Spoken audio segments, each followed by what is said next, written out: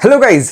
सो आज हम बात करने वाले हैं मॉर्फोलॉजी ऑफ फ्लावरिंग प्लांट्स का next topic, that is the morphology of the flower. अब तक हमने किसकी बात की? रूट्स की बात की, स्टेम्स की बात की, लीव्स की बात की, राइट? सब ट्यूटोरियल देखे अब तक के, और उसके बाद इन्फ्लोरेसेंस की भी हमने स्पेशल टॉपिक हमने कवर किया था। And I think this is the 5th tutorial in this particular session. Okay, चलो शुरू करते हैं morphology of the flowering plants. देखते हैं, फ्लावर बड़ा ही सिंपल सा टॉपिक है, जल्दी से देख लेते हैं।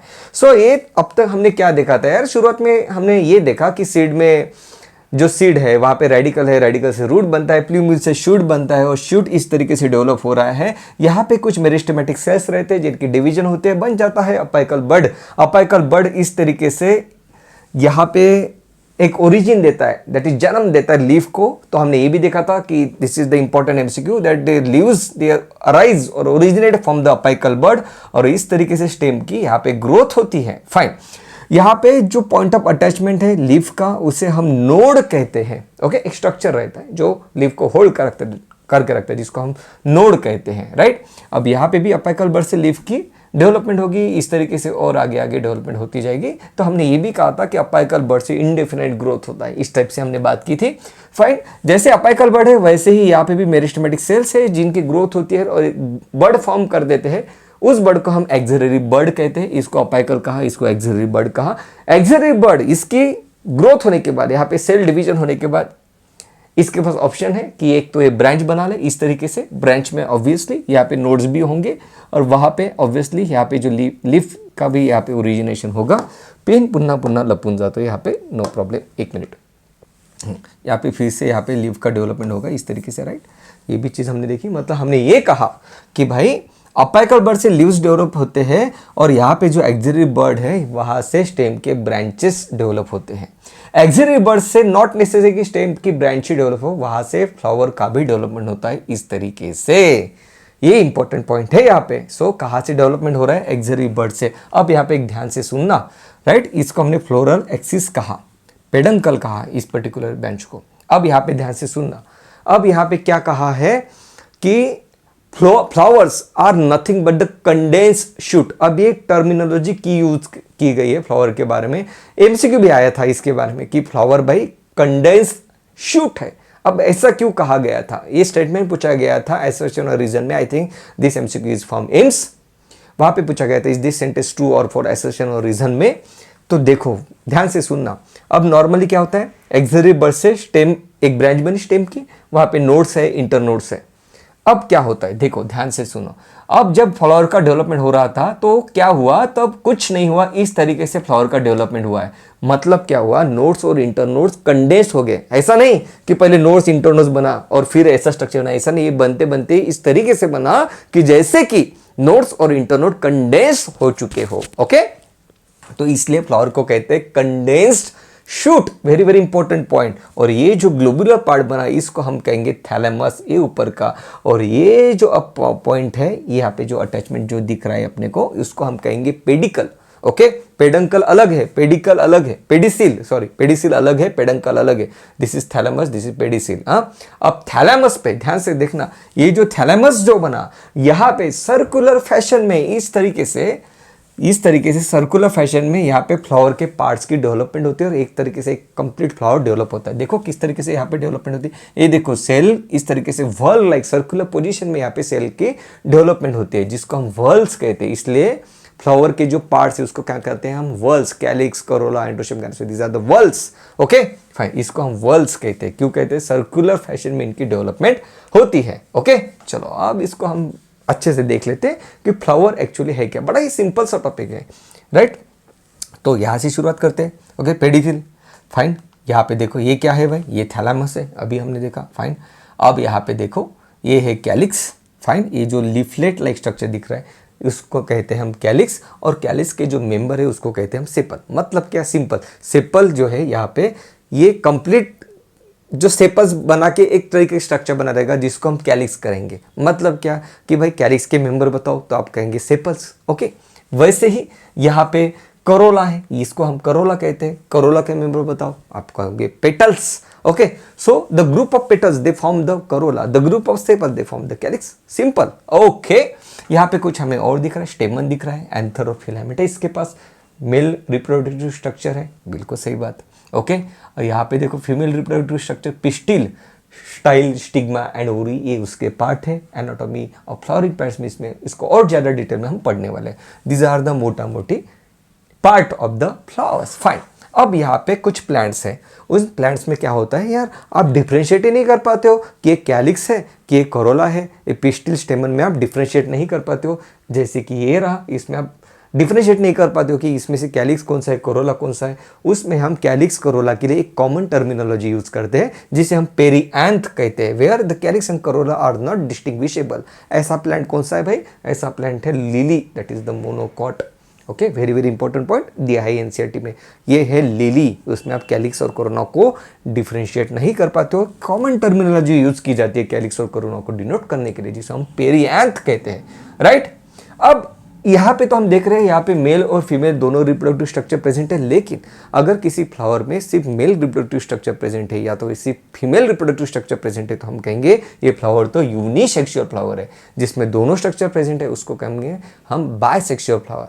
कुछ फ्लावर ऐसे भी रहते हैं जिसमें ना मेल रिप्रोडक्टिव स्ट्रक्चर रहता है ना फीमेल रिप्रोडक्टिव स्ट्रक्चर रहता है, उससे हम कहते हैं न्यूटर। उसको क्या कहते हैं हम, न्यूटर। ये है sunflower, the ray florets of the sunflower जिसे हम कहते हैं, वो न्यूटर का यहाँ पे एग्जाम्पल बनता है। यही एनसीईआरटी में दिया है।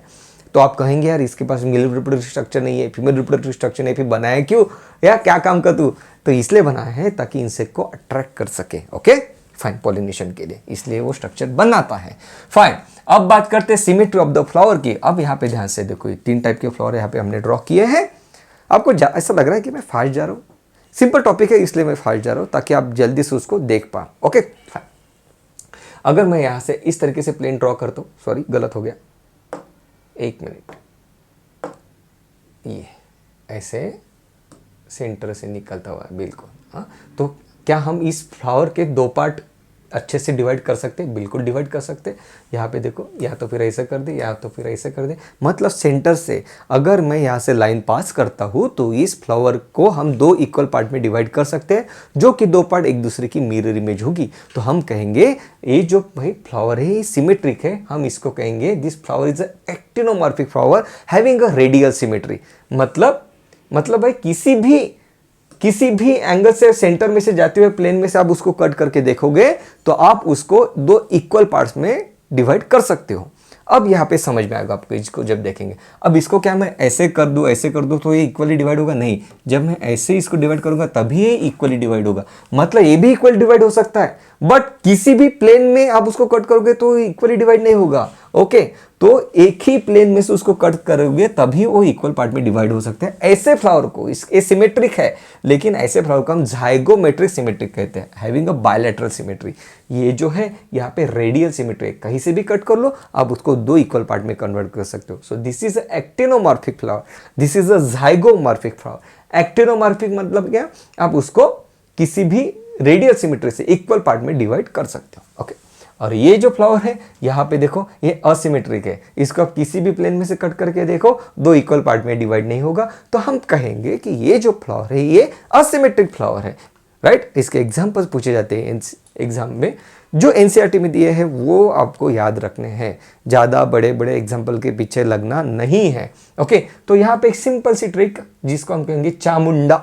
ओके, चामुंडा तो मतलब चिली, चामुंडा मतलब चिली, मुंडा मतलब मस्टर्ड और डा मतलब धतूरा। 3 एग्जाम्पल दिए हैं, चिली, मस्टर्ड, धतूरा। मतलब ब्रासिकेसी यहाँ पे आ रहा है, ओके, मस्टर्ड लिलियासी आ रहा है, और एक सोलेनासी फैमिली को भी आपने याद रखना है। ये 3 फैमिलीज है जो यहाँ पे क्या दिखाती है, एक्टिनोमॉर्फिक सिमेट्री दिखाती है। चामुंडा इतना याद रखा तो भी काफी ज्यादा आपके लिए अच्छा रहेगा। चामुंडा that is chilli, mustard and datura. Okay, bilateral symmetry के क्या एग्जांपल है भाई, जाइगोमॉर्फिक फ्लावर्स किस में मिलते हैं, हमें मिलती है यहाँ पे देखो एनसीईआरटी के example pea, gulmohar, bean and cassia. Okay, pea, gulmohar, bean and cassia, इसमें से pea and bean Fabaceae family को बिलोंग करते हैं। मतलब इसका और भी कोई एग्जांपल आया तो आपको जाइगोमॉर्फिक फ्लावर्स ही टिक करके आना है MCQ. Okay, so pea, gulmohar, bean and cassia, these 4 are the examples of किसके, जाइगोमॉर्फिक फ्लावर। इसका टेंशन मत लेना, I am going to give you catering, इसके लिए एक special I am going to form of one special tutorial जहाँ पे इन सबको हम एक कंपाइल तरीके से पढ़ेंगे। जैसे हमने एनिमल किंगडम पढ़ा था, मैंने इंडिविजुअल आपको चीज़ें बताई थी, लेकिन एक कंपाइल एक ट्यूटोरियल आपका बनाया था एनिमल किंगडम की। यार सभी एनिमल किंगडम का अगर हमें अच्छे से समझना है तो एक कंपाइल ट्यूटोरियल आपके लिए बनाया है, जिसमें आपके आइडियाज़ क्लियर होते हैं, उसको किस तरीके से आपको याद रखना है, ये चीज़ें क्लियर होती है। वैसे इसका भी ट्यूटोरियल बनेगा, नॉट वरी। इसलिए आपको लग रहा होगा कि मैं फास्ट जा रहा हूँ, don't worry, I am going to cover you. I am going to give you awesome key tricks to remember all these examples. So you need not to worry about it. अभी पहले concept को समझ लो यार, concept समझना important है। Okay, asymmetric flower, asymmetric flower का example है कैना। अब इसको ध्यान से अभी के अभी आपके नोट्स में या तो VNCERT में लिख लो, कैना can not be divided in any kind of symmetry, that is asymmetric flower. हम क्या किस तरीके से याद रखेंगे कैना को? कैना can not be divided in equal part, that is asymmetric flower. कैना कैन नॉट बी डिवाइडेड, ध्यान से रखना, इसी तरीके से उसको याद रखना, ताकि ये एक MCQ तो यहाँ पे बिल्कुल श्योर शॉर्ट फॉर्म हो रहा है। NCERT ने एक ही एग्जांपल दिया है। ओके, सो ये है फ्लावर के parts, actinomorphic, zygomorphic and asymmetric flower. Okay, now depending on the position of the ovary और फ्लावर के अदर पार्ट्स एक किस तरीके से पोजीशन है, इसके बेसिस पे हम फ्लावर को इपीगाइनस, पेरीगाइनस, हाइपोगाइनस फ्लावर कहते हैं। किसके बेसिस पे? ओवरी और फ्लावर के अदर पार्ट एक दूसरे से किस तरीके से पोजीशन है, उनके पोजीशन के बेसिस पे हम कहते हैं हाइपोगाइनस ओवरी, पेरीगाइनस ओवरी या तो फिर इपीगाइनस ओवरी। सिंपल, काफी सिंपल, यहाँ पे एक सिंपल सा कंसेप्ट आ रहा है। हाइपो मतलब नीचे, gynous flower, hypogynous flower. Hypogynous flower में क्या रहेगा भाई? ये है हाइपोगाइनस फ्लावर, मतलब ओवरी के नीचे है। बाकी के जो फ्लावर के जो पार्ट्स है, यहाँ पे हमको जो दिख रहा है कैलिक्स, करोला, ये सब लोग ओवरी के नीचे से, यहाँ पे उनका अटैचमेंट कहाँ पे? ओवरी के नीचे से। मतलब हाइपोगाइनस मतलब गाइनोशियम। गाइनोशियम मतलब क्या? Female reproductive structure, gynoecium. तो जो फ्लावर है वो हाइपोगाइनोशियम मतलब गाइनोशियम के नीचे है। सो ध्यान से रख, मतलब इसमें क्या हुआ? मतलब ओवरी सुपीरियर है, ovary is superior, flower is inferior to the ovary. ध्यान से सुनना है, ovary superior, other parts of the flower are inferior to the ovary, hypogynoecium flower. इस तरीके से याद रखना, ध्यान में रखना, गलती मत करना, प्लीज गलती मत करना। हाइपोगाइनस फ्लावर मतलब हाइपो नीचे, किसके नीचे? गाइनोशियम के नीचे है फ्लावर, इसलिए हम इसको कहते हैं hypogynous flower having superior ovary. इसके 3 एग्जांपल NCERT में दिए हैं यहाँ पे, mustard, brinjal and China rose. Again you need not to worry about it, I'm going to give you key trick also. Okay, so mustard, brinjal and china rose. Mustard, brinjal and china rose, these 3 are the examples of this superior ovary. Okay, very very important point. Perigynous और epigaynous, इसके पर epigaynous देख लो। Hypogynous मतलब ovary के नीचे, इपीगाइनस मतलब ovary के ऊपर, गाइनोशियम के ऊपर। यहाँ पे देखो, ये देखो ओवरी, इसके ऊपर यहाँ पे कैलिक्स करो कि कंप्लीट अरेंजमेंट है, और यहाँ पे देखो ओवरी के नीचे से अरेंजमेंट है, नीचे से यहाँ से, यहाँ पे ओवरी के ऊपर से, ओवरी के ऊपर से, गाइनोशियम के ऊपर से, मतलब गाइनोशियम इज इंफीरियर। ये देखो ये इंफीरियर है, so ovary is inferior in epigynous flower. Okay, इसके एग्जांपल है cucumber, sunflower and guava. Cucumber, sunflower and guava, these 3 are the examples of the epigynous flower, cucumber, sunflower and guava. And what are the examples of the perigynous flower? perigynous मतलब क्या? ये है ovary, और यहाँ पे ovary का जो रीम है, मतलब ओवरी यहाँ पे कंप्लीटली सुपीरियर भी नहीं है, कंप्लीटली इंफीरियर भी नहीं है। ये देखो यहाँ पे देखो, ये अच्छा से समझेगा आपको। ये अगर यहाँ से ओरिजिनेट होता तो हम कहते थे कि ओवरी भाई सुपीरियर है, या तो फिर अगर ये यहाँ से ओरिजिनेट होता, ये पॉइंट अगर यहाँ पे होता तो हम कहते थे कि यहाँ तो ओवरी इन्फीरियर है। लेकिन ऐसे नहीं है, यहाँ पे क्या हो रहा है? यहाँ पे क्या हो रहा है पता है? कि ये जो ओवरी है हाफ इंफीरियर है, तो हम इसको कहते हैं पेरीगाइनस फ्लावर। इसको क्या कहते हैं हम? Perigynous flower. इसके एग्जाम्पल है rose, plum and peach.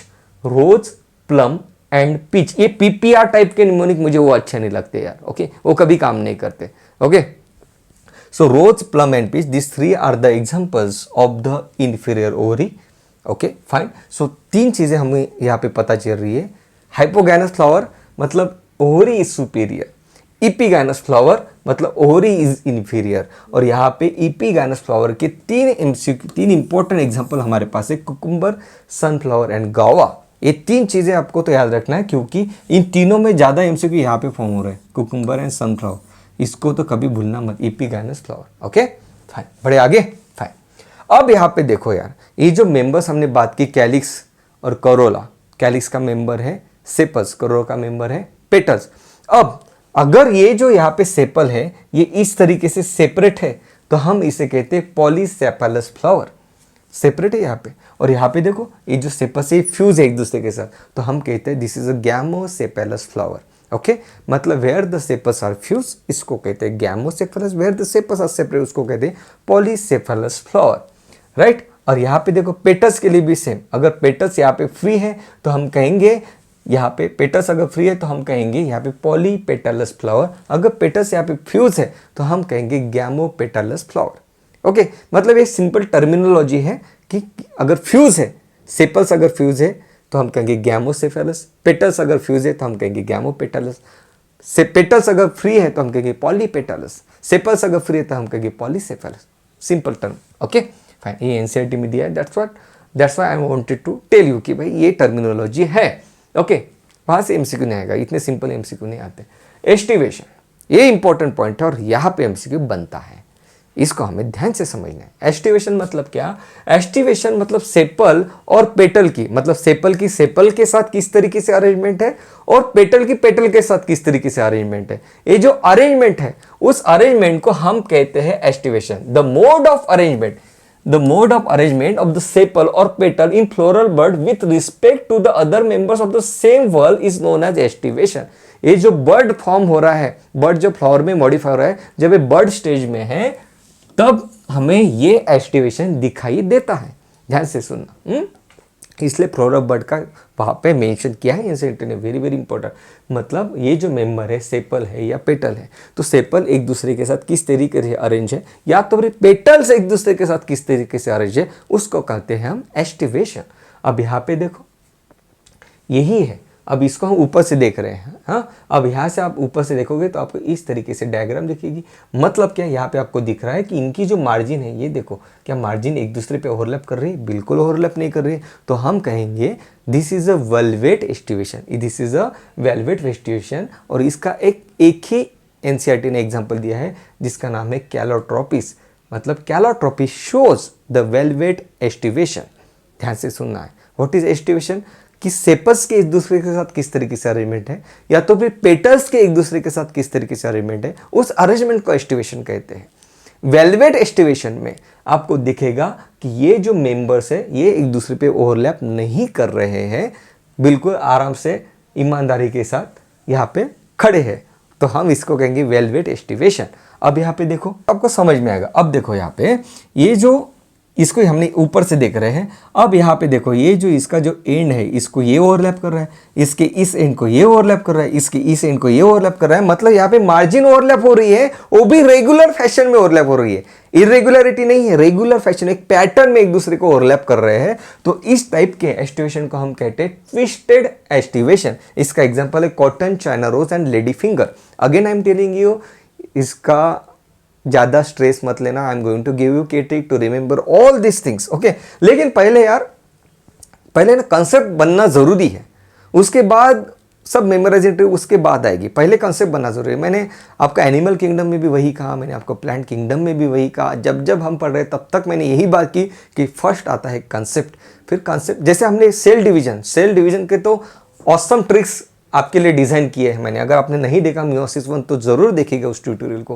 Okay, सबसे पहले हम कंसेप्ट समझते हैं और फिर उसको मेमोराइज करने के लिए हम फिर के ट्रिक देखते हैं। वैसे ही यहाँ पे भी हम यहाँ पे अब कंसेप्ट बिल्ड कर रहे हैं कि भाई ट्विस्टेड एस्टिवेशन इस तरीके का रहता है, फिर इसके एग्जाम्पल किस तरीके से लर्न करना है वो भी हम देख लेंगे आने वाले ट्यूटोरियल में, कोई प्रॉब्लम नहीं है उसमें। ओके, अब यहाँ पे देखो, अब यहाँ पे भी मार्जिन ओवरलैप हो रहे हैं, लेकिन कोई रेगुलरली यहाँ पे रेगुलर फैशन में या तो फिर एक पैटर्न में ओवरलैप नहीं हो रहा है, इरेगुलरली हो रहा है। यहाँ पे देखो, इसमें और इसमें आप कंपेयर करोगे तो आपको ध्यान में आ जाएगा। अब यहाँ पे देखो, इसके दोनों एंड ओवरलैप हो रहे हैं, इसके थ्रू और इसके थ्रू। यहाँ पे देखो, यहाँ पे ऐसे नहीं है, यहाँ पे एक ही एंड ओवरलैप हो रहा है हर एक का, यहाँ पे इसके दोनों एंड ओवरलैप हुए, जबकि यहाँ पे इसका जो एक ही एंड ओवरलैप हुआ है, दूसरा एंड फ्री है। ओके, अब यहाँ पे देखो इसके दोनों एंड ओवरलैप नहीं हुए, जबकि इसने दूसरों को ओवरलैप किया है। ओके, मतलब यहाँ पे जो ओवरलैपिंग है ये रेगुलर फैशन में नहीं है, तो हम इस टाइप के एस्टिवेशन को कहते हैं इम्ब्रिकेट एस्टिवेशन।